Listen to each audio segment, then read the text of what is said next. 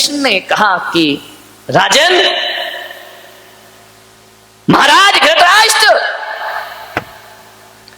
ये बात 100 जन्मों की नहीं है। धृतराष्ट्र ने कहा कि मैंने 100 जन्म देख लिए, कुछ नजर नहीं आता। मैंने ऐसा कौन सा पाप कर लिया था तो मुझे 100 पुत्रों पे रोना पड़ रहा है।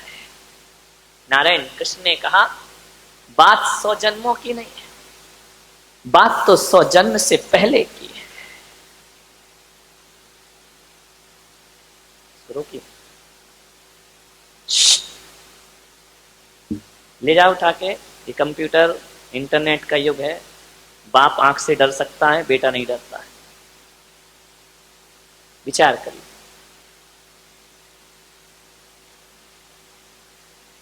कृष्ण ने कहा कि आज से 100 जन्म पहले तुम बहुत बड़े सम्राट थे। धृतराष्ट्र ने कहा कि मैं सम्राट था? बड़े बड़े संवेदनशील थे, बड़े दयालु थे,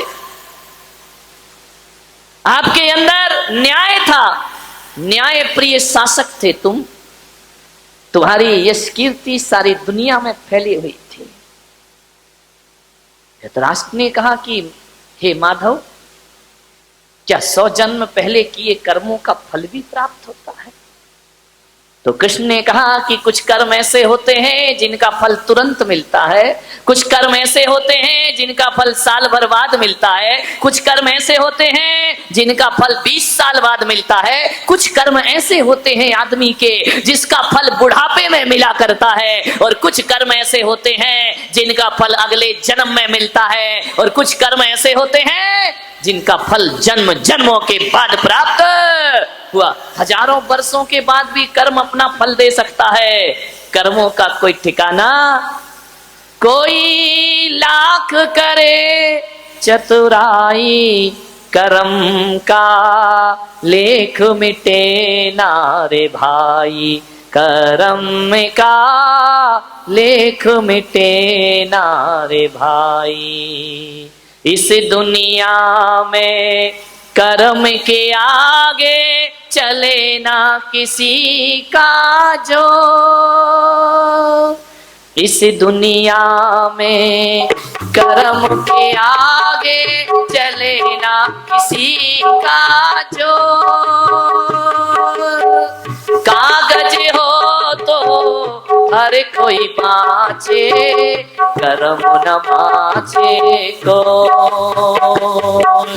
एक दिन इसी किस्मत के कारण बन को गए थे रघुराई रे, कर्म का एक मिटे ना रे भाई। कोई लाख करे चतुराई, कर्म का एक मिटे ना रे भाई। ओ काहे मनवा धीरज खोता, काहे तू नाहक रोए। अपना सोचा कभी नहीं होता, कर्म करे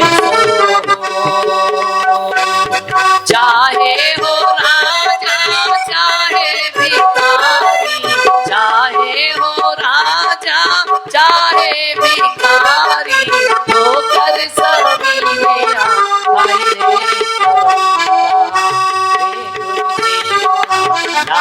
चतुराई करना, लाख होशियारी कर लेना, कर्मों का लेख कभी मिटता। कुछ कर्म तुरंत फल देते हैं, तुरंत मिलता है, ज्यादा टाइम नहीं लगता। अविनाश से बाजू में बैठे, यदि उनको तुम अभी मार दो एक चाटा, इसका फल अगले जन्म में मिलेगा, इसी जन्म में मिलेगा? नहीं, साल भर बाद मिलेगा कि तुरंत मिलेगा? करंट अकाउंट ध्यान रखना, ब्याज सहित मिलेगा। अभी किसी को गाली दे दो, इसका फल इंतजार मत करना कि अगले जन्म में प्राप्त होगा। नहीं है विश्वास, करके देखो। नहीं, प्रवचन के बाद, अभी नहीं है, अभी मेरा प्रवचन सुन लो। कुछ कर्मों का फल तुरंत मिलता है, ज्यादा है। कुछ कर्मों का फल साल भर बाद मिलता है। बच्चा साल भर स्कूल पढ़ता है, ट्यूशन पढ़ता है, कोचिंग पढ़ता है, फल कब मिलता है? एग्जाम के बाद मिला करता है। ध्यान रखिए, ऐसा तो नहीं होता है कि आप स्कूल गए, आज एडमिशन हुआ और कल डिग्री तुम्हारे हाथ में आ जाए। अरे स्कूल की कक्षाओं का फल मिलता है साल भर बाद। और यदि किसी को डॉक्टर इंजीनियर बनना है तो 10-10, 15-15 साल लग जाते हैं, तब जाकर कोई डॉक्टर इंजीनियर का पद। मोक्ष फल भी तुरंत नहीं मिलता है, बहुत तपस्या करना पड़ती है, जन्म जन्म करना पड़ता है, तब जाकर मुक्ति की यात्राएं हुआ करती हैं। ध्यान रखिए, कुछ कर्मों का फल तुरंत, कुछ का साल भर बाद, कुछ कर्मों का फल बुढ़ापे में मिलता है। जैसा व्यवहार बच्चों से करोगे, बुढ़ापे में वही लौटकर तुम्हारे पास वापिस आएगा। यदि बच्चों के साथ अच्छा जिंदगी जिया, अच्छे से सामंजस्य बना करके रखे, बच्चों पर क्रूरता नहीं की, तो बुढ़ापे में बच्चे तुम्हारा सम्मान करेंगे और स्वागत करेंगे। और यदि क्रूरता की तो ध्यान रखना, कितना सुंदर मकान बना लो, तुम बेटे के लिए मकान बना रहे हो, बेटा तुम्हारे लिए वृद्धाश्रम बना रहा है। ध्यान रखिए, कर्मों का फल तुरंत मिलता है। धृतराष्ट्र, 100 जन्म पहले तुम बहुत न्यायप्रिय राजा थे, सारी दुनिया में तुम्हारी धाक थी, लेकिन तुम में एक कमी थी। एक बात ध्यान रखना, 1000 गुण हमारे जीवन में हो और एक अवगुण आ गया तो 1000 गुणों में पानी फेर दिया करता है। 1000 लीटर दूध रखा हो और उसमें एक बूंद नींबू की गिरा दी जाए तो पूरा दूध फट जाया करता है। आपसे मेरा निवेदन है कि गुणों का विकास हो या ना हो, हमारे जीवन में हमें अवगुणों से बचना चाहिए, क्योंकि एक अवगुण पूरे जीवन को बर्बाद है। महाराज, एक अवगुण था आपके अंदर, आप भोजन प्रिय थे, आपको भोजन बहुत अच्छा लगता था, आप अपनी रसना इंद्री को नहीं जीत पाए थे और आपका वही स्वभाव था कि भोजन यदि बेस्वाद बनता था तो थाली फेंक दी जाती थी। महाराज, सारे गुणों में एक अवगुण ने आपकी जिंदगी बर्बाद कर दी। आप भोजन प्रिय थे और एक रसोइया आपका भोजन बनाता था और एक दिन उस रसोइया को अच्छी सब्जियां प्राप्त नहीं हुई और उसे मालूम था कि यदि देर हो गई तो राजा मुझे मृत्यु दंड प्रदान कर देगा। उस रसोइये ने महल के पीछे जाकर के एक हंस के बच्चे को लेकर के आया और खाने को कुछ नहीं था। आप तो न्याय प्रिय शाकाहारी थे, लेकिन रसोइये ने हंस के बच्चे का मांस आपको खिला दिया। इतना मिर्च मसाला तेल उसमें डाला गया, आप समझ नहीं पाए कि ये क्या है, और रसोइये ने हंस का बच्चा खिलाया, आप खा गए महाराज। ना आपने देखा, ना विचार किया, ना आपने सोचा, उस मांस को आपने खाया और इतनी तारीफ करी उस रसोइये की, अपने गले का हार उतार कर उसे इनाम में दे दिया। रसोइये ने कहा अब तो मजा आ गया।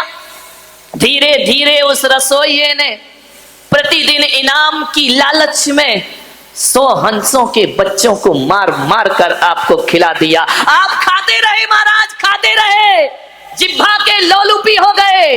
मैं आपसे निवेदन करता हूं, आदमी किसी चीज पर ध्यान दे या ना दे, आदमी को अपने खान पान पर ध्यान जरूर देना चाहिए, क्योंकि भोजन से रक्त बनता है, भोजन से मांस बनता है, भोजन से सप्त धातुएं बनती हैं, भोजन से रक्त का निर्माण होता है और जैसा रक्त होता है वैसे विचार पैदा हो जाया करते हैं और जैसा विचार होता है वैसा ही आदमी का व्यवहार बन जाया करता है और जैसा व्यवहार होता है वही आदमी के संस्कार बन करके खड़े हो जाते। ध्यान, भोजन पे बहुत ध्यान रखना। महिलाओं से मेरा निवेदन है, जिसका खान पान शुद्ध होता है उसकी खानदान शुद्ध हुआ करती है। ध्यान रखिए, खान पान से खानदान का बड़ा रिश्ता है। मांसाहार आर्यों का भोजन नहीं है।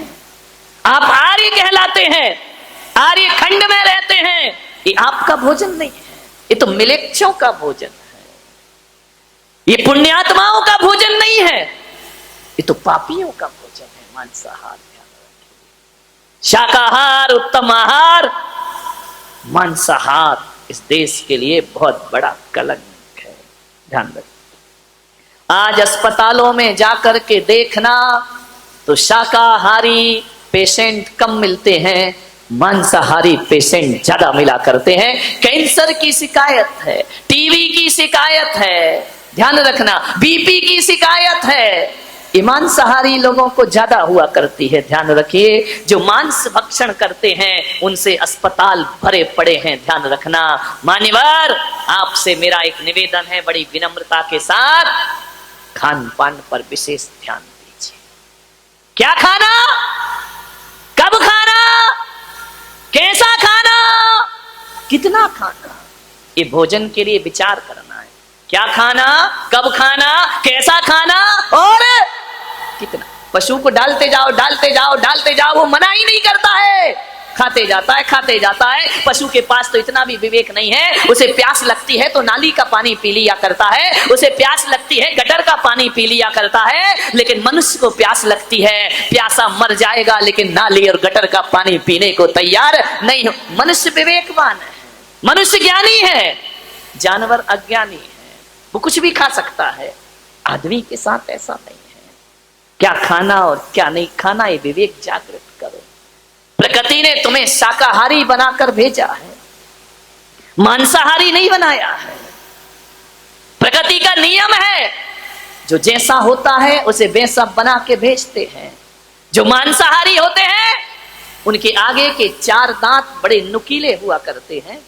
अपने देखना, देखो घर जाके कैसे हैं दांत, शाकाहारियों जैसे हैं या मांसाहारियों जैसे हैं।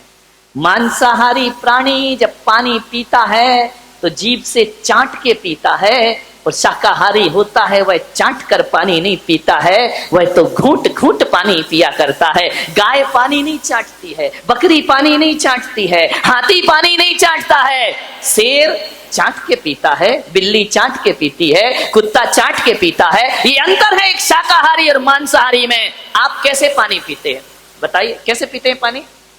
जीभ से चाट के या घूंट घूंट पिया करते हैं? तो आप शाकाहारी हैं। गाय कभी चाट के नहीं पीती पानी, भैंस नहीं पीती। शाकाहारी प्राणी जो भी होंगे वो चाट के पानी नहीं पीते हैं।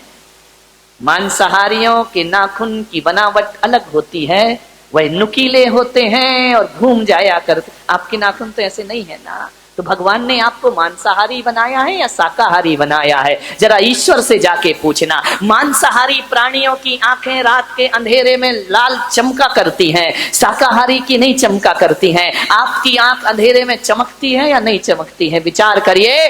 प्रकृति ने आपको शाकाहारी बना करके भेजा हुआ है। एक बात याद रखना, मांसाहार करोगे तो मांसाहार में केवल मांस ही नहीं खाते हो, उनके संस्कार और पशुओं की पशुता का भी भक्षण कर जाया करते हो। और यही बात है कि जैसे जानवर बात बात पे झगड़ा कर लेते हैं, एक दूसरे को मारने को तैयार हो जाते हैं, जैसे जानवरों के पास कोई आचरण नाम की चीज नहीं होती है, वैसे ही देखना मांसाहारी बात बात पर झगड़े करते हैं। उनके पास भी आचरण और व्यवहार नाम की चीज, उत्तेजनाएं, क्रोध, तामसिक प्रवृत्ति मांसाहारियों की होती है। शाकाहारी कौम शांत रहा करती है, विचारों में तामसिकता पैदा करता है मांसाहार। एक बात याद रखना, शाकाहारी पशु स्नान ना करे तो भी दुर्गंध नहीं आती, लेकिन मांसाहारियों के शरीर से दुर्गंध आया करती है, बदबू आया करती है। विचार करिए, गाय में बदबू नहीं आती है कभी, शेर में दुर्गंध आती है। ये क्रूर प्राणी है, सौम्य बने। कभी देखना, शेर का मुंह देखकर किसी के अंदर करुणा नहीं आती है, लेकिन गौ माता को देख लो तो करुणा छलक छलक पड़ जाया करती है। गाय के चेहरे पर बड़ा भोलापन हुआ करता है, गाय के चेहरे पर ऐसा वात्सल्य टपका करता है, शेर पर नहीं टपकता है। ध्यान रखना। राजन, तुमने 100 हंसों का मांस खाया है, आज उसका ये दुष्परिणाम है कि तुम्हें 100 बच्चों की लाश पे आंसू बहाना पड़ रहे हैं। ध्यान रखिए, तुमने भी तो किसी के बच्चे छीने थे, तुमने भी तो क्रूरता से धृतराष्ट्र ने कहा कि महाराज वो तो मेरे अनजान का कृत्य था, क्या अनजान के किए पापों की भी सजा मिलती है कि जानबूझकर किए पापों की सजा मिलती है?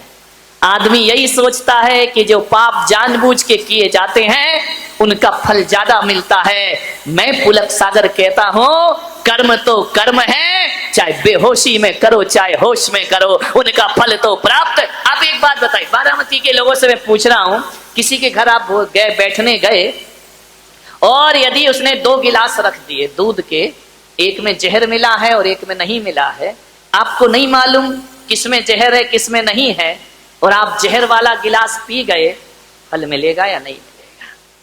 बोलिए, क्यों? आपने जानबूझ के थोड़ी पिया है, अनजाने में पिया है ना, फल प्राप्त होगा या नहीं होगा?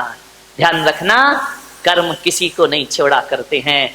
आप यदि अनजाने में इस प्लग में उंगली डाल दो, झटका लगेगा या नहीं लगेगा? नहीं, करंट को बोलना भाई वो तो अनजाने में हुआ, तू करंट क्यों लग रहा है मुझे? ध्यान रखिए, जानबूझ कर करो या अनजाने में, सजा तो प्राप्त जरूर। और एक बात याद रखना, जीवन में 90% पाप अनजाने में ही हुआ करते हैं मेरे भाई, जानबूझ के कोई पाप नहीं किया। 10% पाप जानबूझ के होते हैं, 90% पाप अनजाने में होते हैं। तो आप इस गफलत में ना रहें कि अनजान में किए गए पापों की सजा नहीं मिलती है। यदि अनजान में कांटे पर पांव रख दो तो वो भी चुभता है मेरे भाई, और अनजाने में कोई अंगार हाथ में रख दे तो वो भी जलाने का काम किया करता है। अज्ञान में भी यदि पाप किए हैं, फल जरूर प्राप्त।